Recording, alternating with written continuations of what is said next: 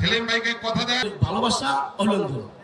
2008 সালে যে নির্বাচন হয়েছিল সেই নির্বাচন ছিল মঈনুদ্দিন ফখরুদ্দিনের একটি সাজানো নির্বাচন। 2014 সালে বাংলাদেশে কোনো নির্বাচন হয়নি। 2024 সালে আমির সাজানো পাতানো নির্বাচন হয়েছিল। বন্ধুরা আমার, বাংলাদেশে আর ওই রকম নির্বাচন হবে না। বাংলাদেশে আগামীতে যে নির্বাচন হবে সেই নির্বাচন হবে আমার ভোট আমি দিব, যাকে খুশি তাকে দিব, সেই রকম একটি নির্বাচন হবে। এবং সেই নির্বাচনে কিন্তু আপনাদের অনেক ভূমিকা পালন করতে হবে। ভোট একটি পবিত্র আমানত, এই আমানতের খেয়ানত করা যাবে না।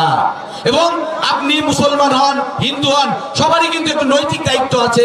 আপনাদের প্রতিনিধি কে হবে, আপনাদের আগামী দিনের অভিভাবক কে হবে, সেটা নির্বাচন করা। সেটা যদি আপনারা নির্বাচিত না করেন, ভোট কেন্দ্রে যায় যদি ভোট না দেন, তাহলে কিন্তু নিজেদের প্রতি অবিচার করা হবে, দেশের জনগণের প্রতি অবিচার করা হবে, এলাকার প্রতি অবিচার করা হবে, আপনার সন্তানদের প্রতি অবিচার করা হবে। আপনাদের এলাকার উন্নয়নের ধারাবাহিকতা ধরে রাখার জন্য, আপনার সন্তানের ভবিষ্যৎকে যাতে উজ্জ্বল হয় সেজন্য আমরা যাতে সম্প্রীতি বজায় রেখে বসবাস করতে পারি, সেজন্যই আপনার ধানের শীষের প্রার্থীকে ভোট দিতে হবে, বিএনপিকে ক্ষমতায় আনতে হবে। বন্ধুরা আমার, বিগত দিনে অনেকেই অনেক নোংরা খেলা খেলেছেন, আপনারা ভালো হয়ে যান।